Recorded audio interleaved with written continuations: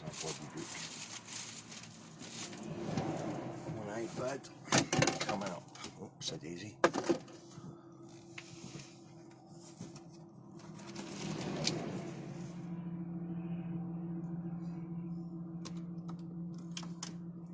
Morning. Morning, folks. Morning, bro. Morning, Lorna. Sorry, Lorraine. Bob. Barbara. Jim. John. Alison. Good morning, Alison. You doing your housework again today? Morning, Anne. Morning, Elizabeth. How's Duisburg? Morning, Kirsty. Eileen. Charlotte. Hi, Alan. Margaret. Paul. Where are we? 86 and 68 and climbing. Good. Morning, Neil. Morning, Alison. Pete. Lynn.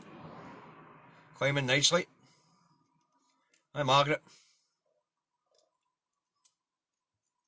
Barbara. Adele, how are you?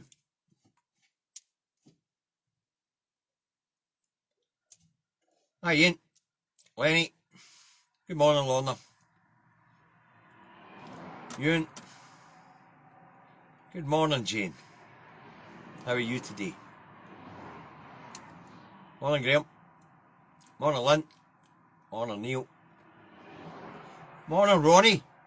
Nice to see you there this morning.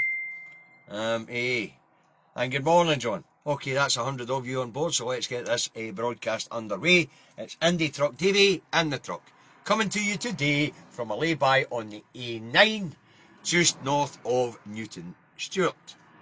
Alright, so where it is overcast, dry and 10 degrees. So that's the weather forecast for Newton Stewart, just after the A9. If you want to know what the weather's like with you, look at the bloody windy. Alright, let's get this review underway, okay. And this is a review of the news from the 12th of the 4th, 2022, and we'll start with the latest COVID figures, alright. There were 4,958 new COVID cases recorded on Tuesday, the 12th of April. There are 2,118 people in hospital with COVID-19, and that's down 30, of which 23 are in the intensive care units, and that's up 2 from Monday. There were 31 deaths recorded from Monday to Tuesday. Some of these would have passed away at the weekend when the registry offices were closed. Okay. Now, up to weekend in the 10th of April, we lost on average 22.1 people per day to COVID, and that was down from 24.7 people a day from the previous week, reporting week. Alright, so things are improving. Although the number of infections is a very difficult one at the moment because the testing system is being wound down. Okay, right, let's move on. Right, Monday started with a mixed bag in the rags. Tuesday started with a mixed bag in the rags, right? Labour warns Scots will pay for a price of SNP Energy Policy. Labour seem to forget that the Scottish people en masse voted the SNP into government because of their bloody policies, and that includes own nuclear.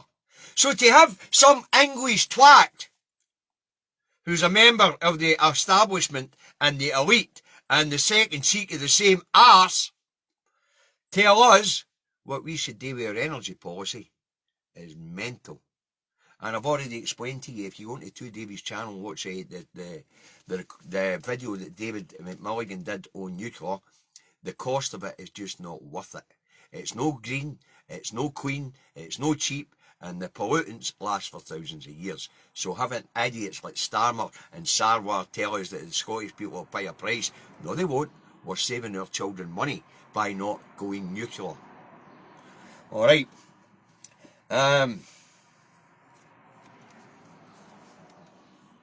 Mariupol, what is last stand as Ukraine troops run out of munitions, is another of the headlines in the rags. So apparently the southern port town of Mariupol in the Ukraine's probably going to fall because they don't have any ammo to keep fighting. The Mail went on energy bills, and they said they could get as high as £5,000 a year. And this was a warning from Ofgem that if there's a protracted war in the Ukraine and they're still upset to the world's gas supplies, then because England powers most of itself with gas, the Scots have been penalised because we actually export a third of our renewable energies per day to England and Northern Ireland. Alright, so it's being in the union, that's a union bonus, not. We're actually paying the highest energy charges in Europe, here in Scotland, in a place that's as rich as hell in energy. We're that rich, we're exporting a third of what we produce to England and Northern Ireland. And yet we're being penalised because England uses gas to power the rest of England, where it doesn't get for us, France and the Netherlands. Alright, what else did we have? And the BBC accused of airbrushing Brexit out of existence. That was in the National, and it was Mike Russell and Alistair Campbell, actually, that were pointing out that the BBC are acting as a mouthpiece for the UK government and have effectively airbrushed Brexit right out the game. And Mr Milligan also did a video on that on the Two Davies channel, and it was called the BBC and Brexit. I think the video was called. You jump on, it's really quite good.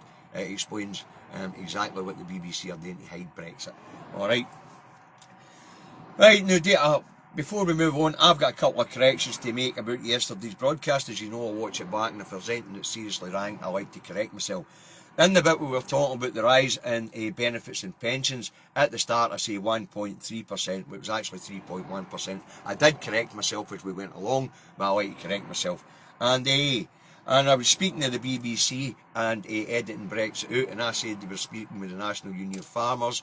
Mr Milligan corrects me in the video that he put out on the YouTube channel, and he explains that they were talking to the Scottish Fishermen's Federation. Okay. Right, so let's get into the belly of the report now, because I'm in a hurry today. Right, moving on. Tuesday.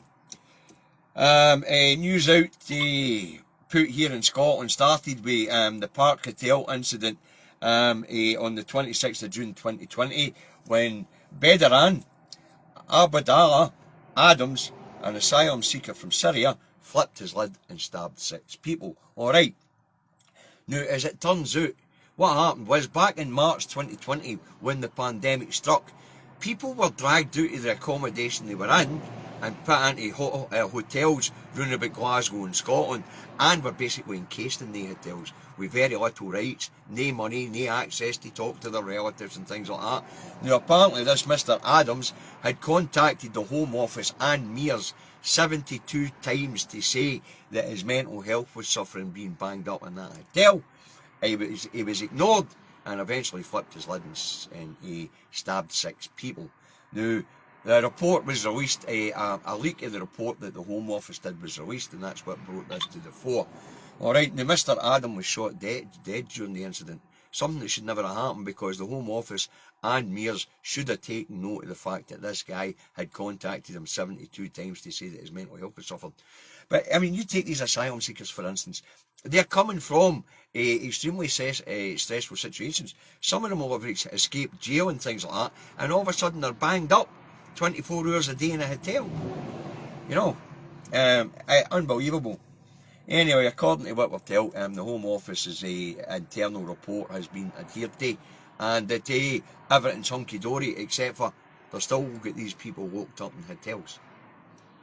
Right round Scotland, in towns all round Scotland. Falkirk, Glasgow, Dundee, Aberdeen, Edinburgh, they're all got asylum seekers banged up in hotels like prisons. These people need to be treated with more dignity. And the asylum, the Refugee Council of Scotland reckons there'll be more incidents like this unless they get these people into proper accommodation. Alright, so that was the first story that hit the papers. Now, moving on, Tuesday, and the Greens launched their manifesto for the council elections. The Greens go on the cost of living crisis and the climate emergency. The slogan for the election is Think Global, Act Local. Alright, they want your vote in the council elections to introduce green policies via the councils. The Greens say their party in government will concentrate on the cost of living crisis, which, because, as we already know, the Greens and the SNP are the only ones that can make promises on the cost of living crisis, or because they're the only ones in central government here in Scotland that could mitigate the cost of living crisis. But they want councillors, they want their councillors to work on things like recycling, active travel, all the green policies, sorting out local bus services, bringing them back into public hands and things like that, so that they can drop the prices on them. It was a green policy to have a free bus travel for the under 22s here in Scotland. They also claim it was them that wanted to double the Scottish child tax payment, but we know that was a policy of the Scottish National Party as well, so they can make these claims. Now, opposition's party claimed that they... and also Tuesday, Lorna Slater of the Greens has come under attack over comments she made over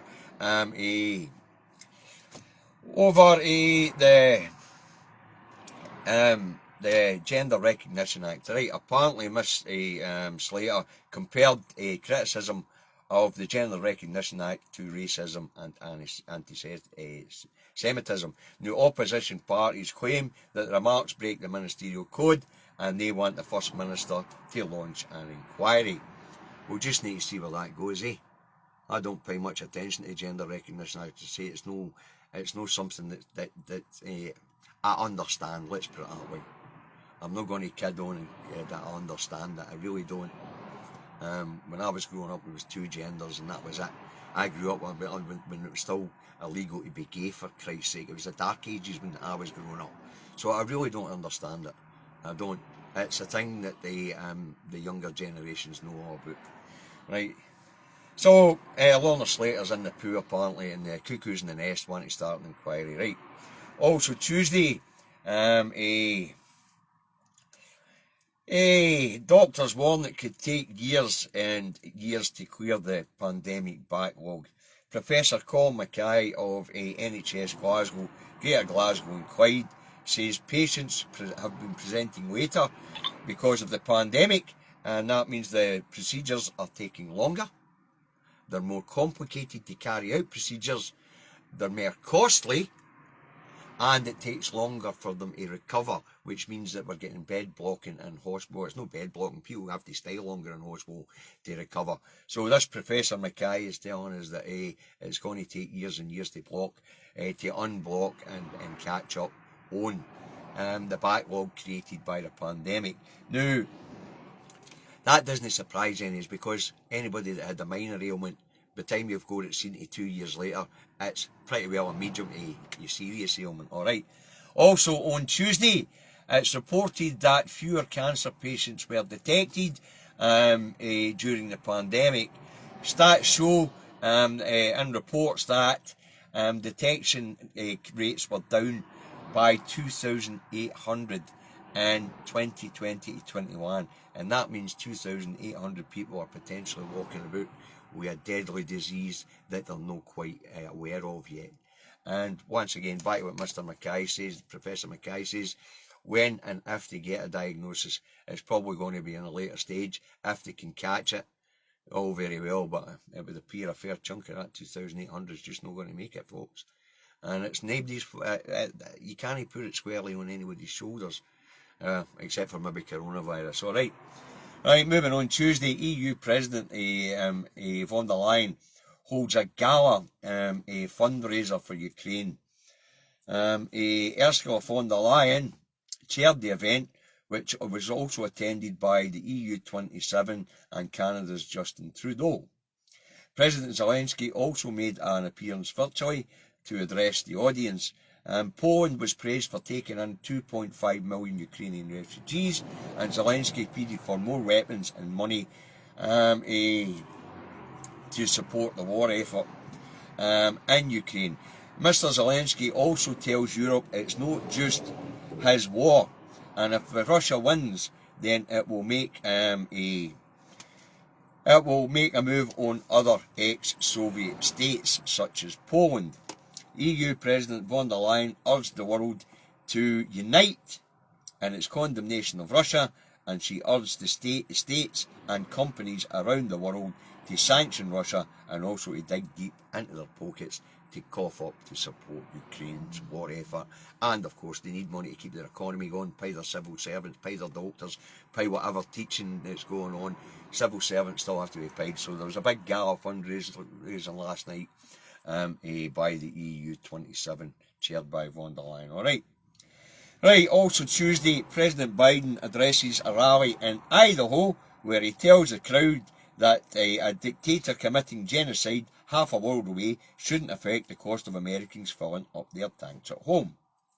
Right, President Biden says he'll release 1 million barrels of oil a month of UK reserves into the market to help alleviate the cost of fuel at the pumps. But so Biden tells the American people he's going to make more oil available into the market so that petrol pumps, price of petrol pumps drop and heating costs drop.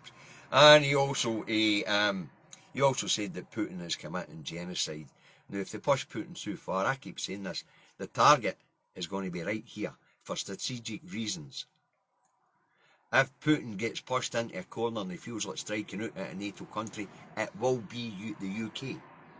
For strategic reasons. It opens up the Atlantic to him, to Putin. Alright? And of course he'll be coming down for the north. So it would be, if Putin's going to do something daft, it's us that's going to get the brunt of it. Alright? Well, meanwhile, in Russia, President Putin makes a rare public appearance at a space centre. I had with him the president of Belarus, and Putin praised his troops in Ukraine and said his troops were in Ukraine to assist the people in the Donbass and Luhansk regions. That's the two regions of Ukraine where he recognises two small separate or people's republics, as he calls them. And anyway, Putin says he's there to defend these people's republics. Also in Ukraine, it's reported that Russia may have used a chemical weapon in Mariupol.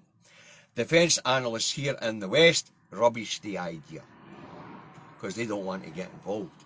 NATO really doesn't want to get involved in this fight. It could escalate to World War III, and as I've already said, if Putin gets pushed too far, he may strike out because they consider him a madman, and we're the ones that are going to get smacked. And Miss Sturgeon really has to get a look at these nutters down that road and say to herself, if I don't get my finger out my bahookie here, I could be losing 3.5 million of my citizens. That's how many is live in the bloody Central Belt or in the blast zone. Alright, so defence analysts are saying that it was more likely a toxic chemical release from a steel plant where the soldiers are holed up or something like that. Alright, anyway, apparently only 3 people have been affected by this so-called chemical weapon strike, and they've all survived. Right, okay, right, let's move on to the big story here in the UK yesterday. Bojo the Clown and his wife, Chancellor Rishi Sunak, received fixed penalty fines for breaking COVID law. Both paid the fines and apologised. Bojo and Sunak are digging in and are refusing to resign. Alright.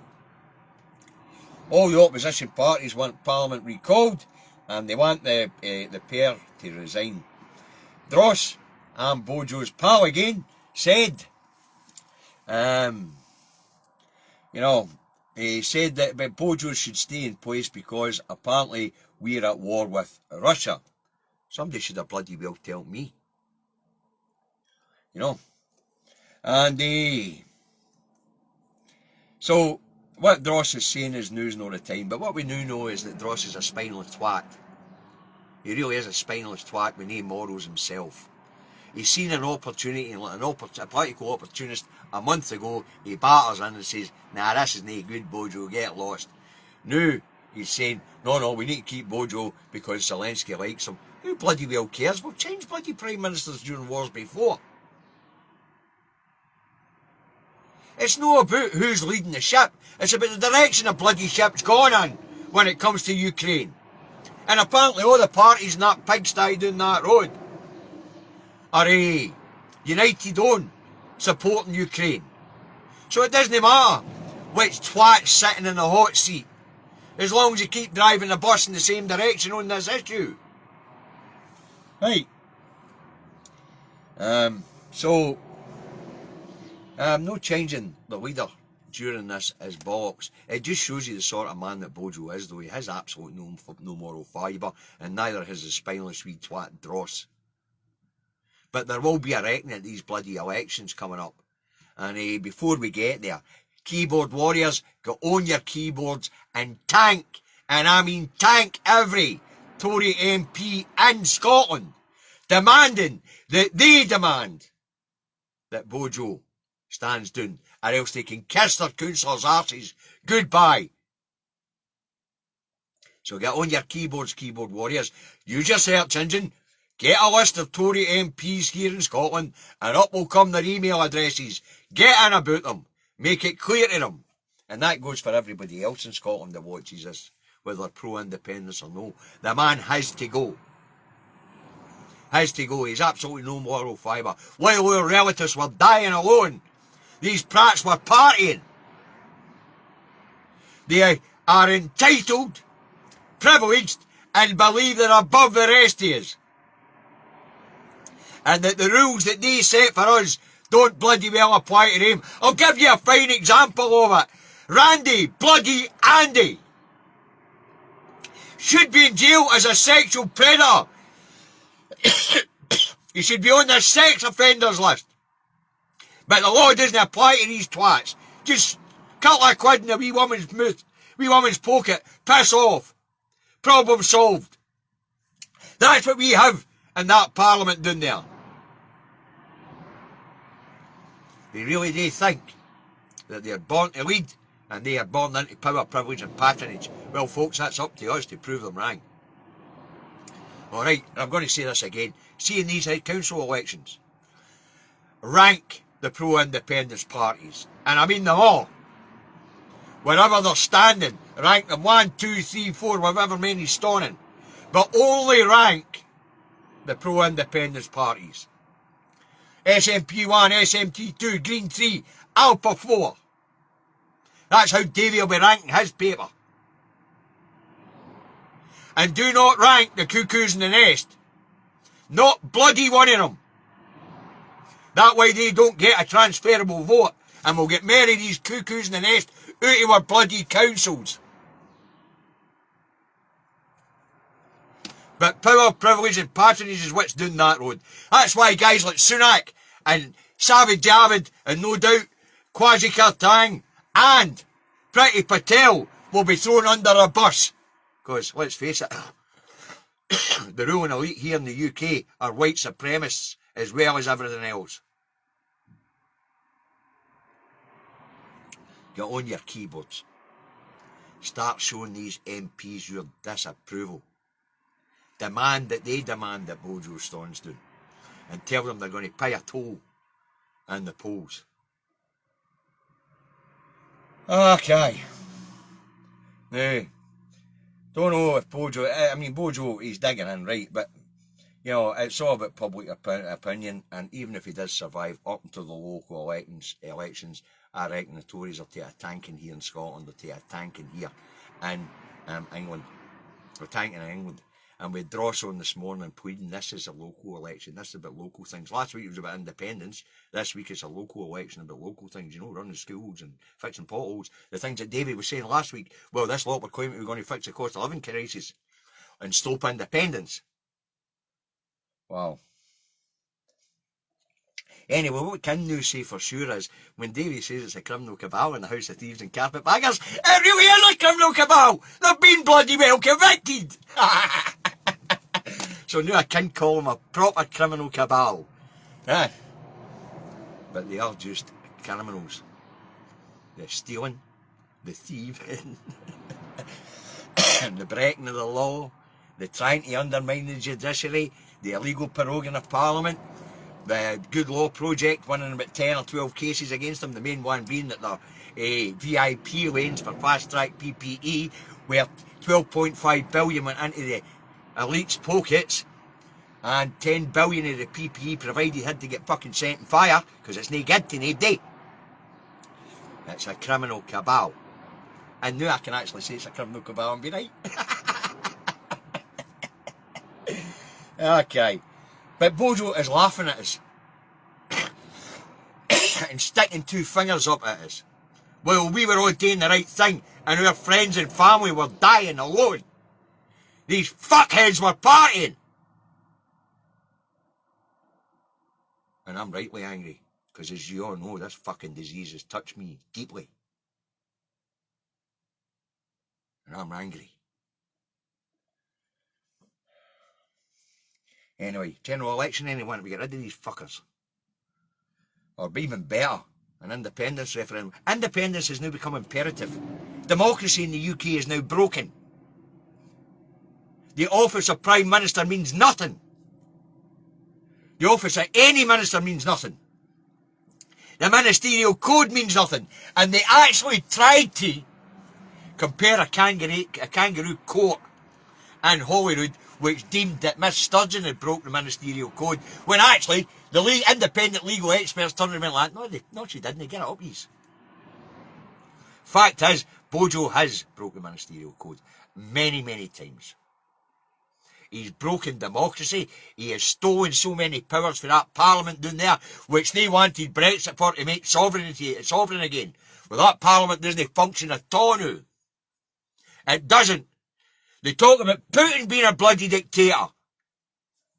Bojo and that criminal cabal has taken so much power into that cabinet office that they're bloody dictators too. And wait until daft ass Rabs Bill of British Rights hits a flare. That's going to be even funnier than the police, courts and sentencing act down that road, which bans public protest, or the covert human resources bill, which allows government agents of the government, including daft things like DEF and that, to break the law in the line of their duties if it's for the economic security or national security of the UK. People don't seem to understand that the liberties are being ripped away with this criminal cabal. Never mind the public purse being robbed. And the fact that the Prime Minister's a liar and a known and proven criminal. Wow. So, I hope that wee rant went well. Anyway, that's what I've got to say on Bojo and that. They're digging in. Let's hope we can get rid of him. Let's hope the weight of public opinion forces the Tories after the May election to boot his arse into the long grass. I've got a funny feeling that Sunak might fall on his sword yet. And remember, by the way, this is only one event. There's 13 parties under investigation, and Bojo was said to be at 6 of them. So his 5 more fines could be coming down the line for him. 5. Right, let's move on to this morning and see what the rags have got to say. Well, there's only one team in the rags today. Only one. And I've got a wee bit more chance to rant as I go through the headlines. Right. The Times. Johnson refuses to quit over lockdown party fine. Refuses to quit. His MP should be booting his arse into long grass. The Times, the Herald has, Johnson vows to stay in office after breaking lockdown rules. Tell you, ministerial code means nothing to this twat. The law means nothing to this twat. This is what we call power, privilege and patronage. They don't think the law applies to them. The Express has, PM, I'm sorry, I will do better for Britain. The man hasn't got it in him to do any better. He's a half-wit. He's a self-serving criminal half-wit. Yeah. PM refuses to quit and faces new party fines, meaning there could be more fines coming down the line from him. Alright. The Telegraph. People have the right to expect better. That was Bojo's own quote. He was saying, I've not done good enough. You know, what he meant to say was, get it up, these. I'll do what I bloody well want, because nothing means nothing down that road anymore. The Parliament itself is now lawless. The Scotsman. Well, give the Scotsman their due. They put their balls on the table today and just called them straight out lawbreakers. The National. Dear Prime Minister, it's time to resign. He hasn't got a decent bone in his body, so he won't be falling on his sword anytime soon. I noticed he was straight out the blocks yesterday. At least Sunak took a few hours to think about it. with rumours coming from the Treasury that he was actually going to fawn his sword. It was the civil servants that told him no to. But hey, the civil service is all headed up by, that's right, the establishment elite. Every one of them's a knight of the bloody realm. A bit like Yes Minister.